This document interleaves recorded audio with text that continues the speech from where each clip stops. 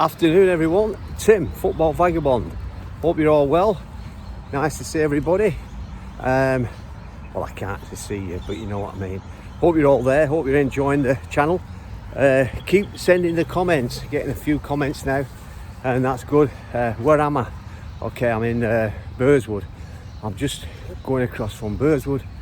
I've got some personal development course I have to do, which is a fantastic thing. I'll talk to you about that soon. So yeah, ex-professional player for a short spell, semi-professional player for over 10 years, 11 years, whatever, I can't remember exactly, long time, and been involved in the game actually for over 60 years. Okay, so I'm just crossing now Canyon Highway, which is a bit of a busy highway, but managed to get across not so bad. So now I'm just going into Burswood, into a little park here at Burswood, which is great. And so what's the topic today? The topic today, Rodri.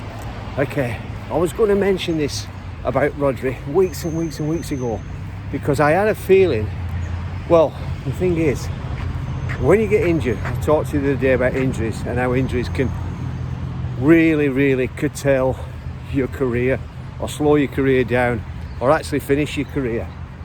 Now, his injury was a bad one. Obviously, you don't stay out of the game for so long without it being a bad injury. So, and then the gossip on the football news is that Real Madrid have come in for Rodri or made inquiries. Now, to me, that makes a lot of sense, because if he was to go to Real Madrid, then no disrespect to the La Liga, but it's an easier league, so much easier. Not the volume of games, not the intensity of games.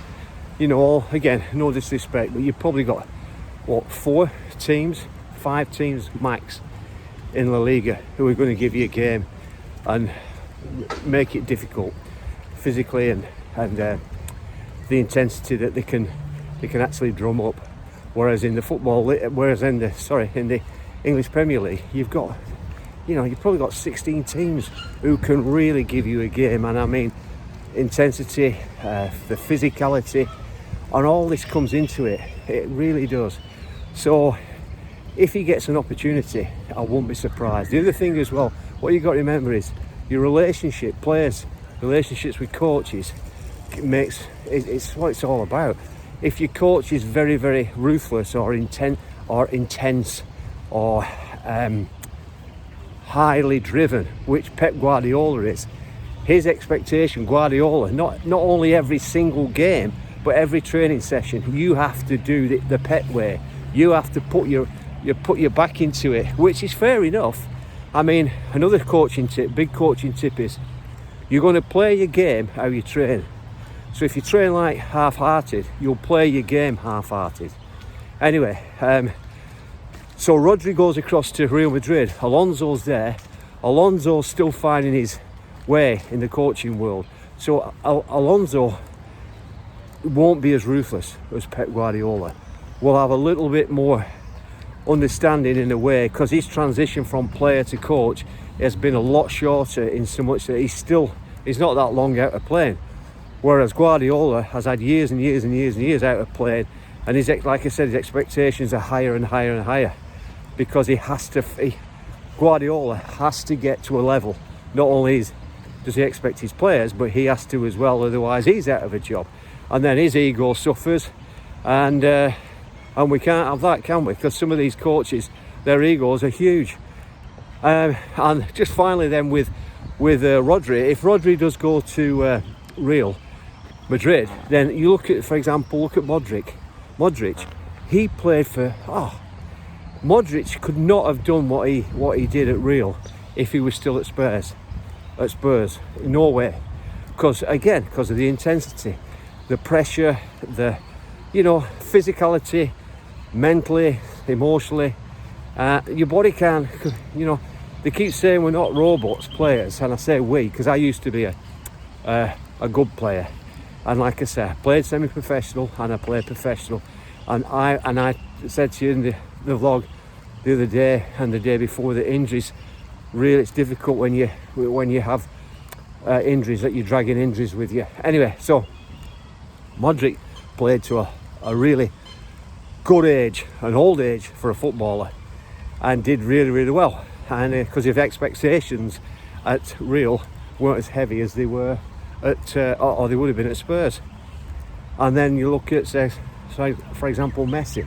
So Messi at Barca played most of his life at Barca, and he could walk around in games. It's well known that Messi, one of the biggest walkers on a football pitch.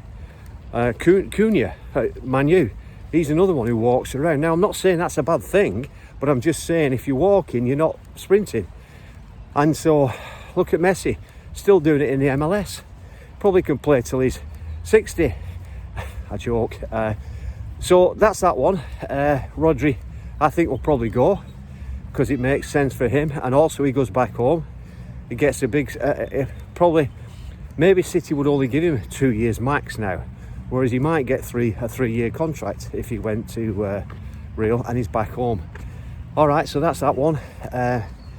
Another one I came across was Darwin Núñez is signed for Al-Hilal, which again is probably a good move for all concerned.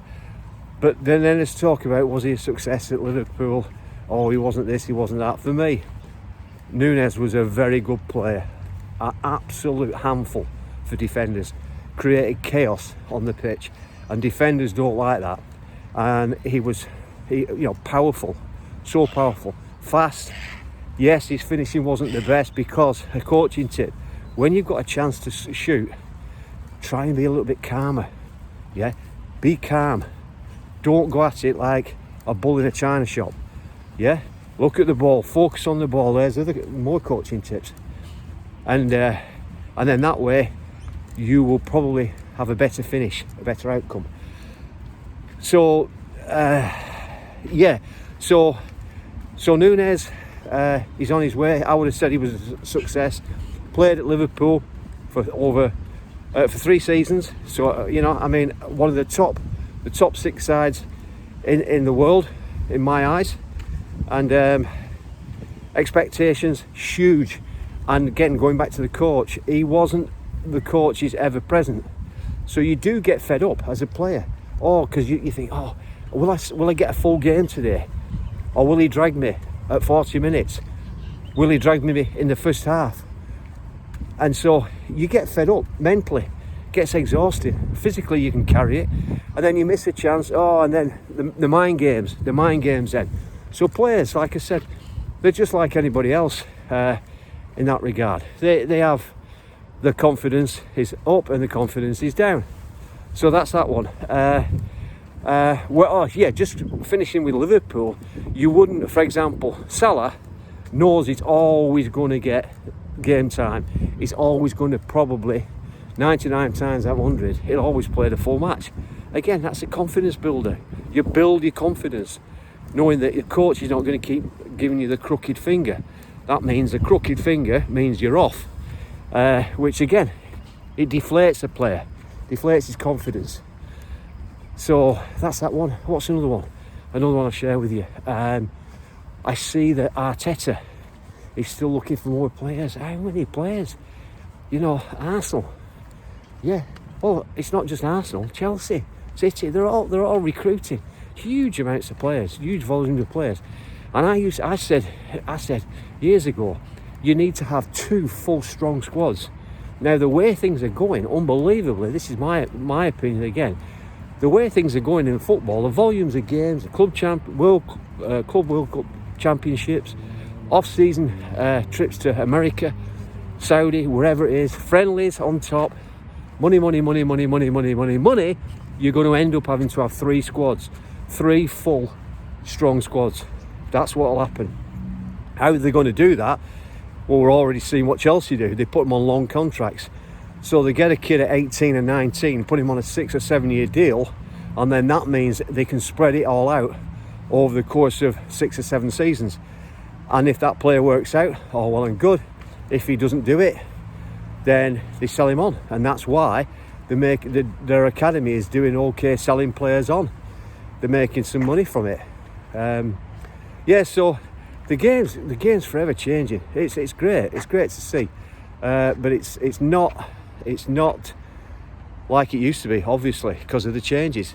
And then the other thing is, I was going to talk about statistics for this, statistics for that. I mean, at the end of the day, how many shots you miss, how many shots you take, your XG for this, your XG for that, your forward passes, how much possession you've got. Hey, at the end of the day, football vagabond fans, it's all about scoring the goal. We've seen it over and over, you can have 80% possession and lose 1-0. So that's it for me now for today. Hope you're all well. Look after yourselves. God willing, I will see you next time. Tim, over and out. Thanks for watching. Bye for now.